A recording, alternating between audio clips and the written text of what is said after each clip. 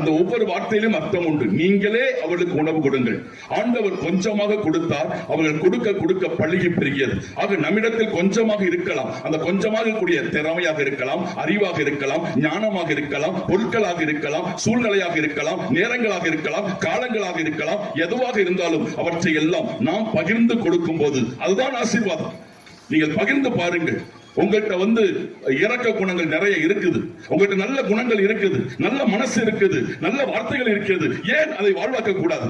உங்களுக்குள்ளேயே நீ ஏன் வாழ்வாக்க கூடாது? நல்லா இருப்போமா சொல்லுங்களே, தப்பு இல்லையே. செத்தா போறீங்க சொல்லி பாருங்க, நீ நல்லா இருப்ப தாய், அம்மா நல்லா இருப்ப, அண்ணன் நல்லா இருப்பீங்க, நீ கவலைப்படாதீங்க, சந்தோஷமா இருங்க, கவலைப்படாதீங்க, நீங்க நல்லா இருப்பீங்கன்னு நல்ல நல்ல வார்த்தைகளை சொல்லி பாருங்களே, நீங்களே ஆசீர்வாதமா இருப்பீங்க. நீங்க ரொம்ப அழகாவும் மாறிடுங்க, பவுடர் எல்லாம் போட தேவையில்லை. அதனால சரியா, அதுவே ஆசீர்வாதம். என்னைக்கு நம்ம நன்மை செய்ய ஆரம்பிக்கிறோமோ, என்னைக்கு உதவி செய்ய ஆரம்பிக்கிறோமோ, நம்மளால் முடிந்த உதவிகளை பிறருக்கு பகிர்ந்து கொடுக்கிறோமோ, வீட்டுக்கு வருகின்றவர்களை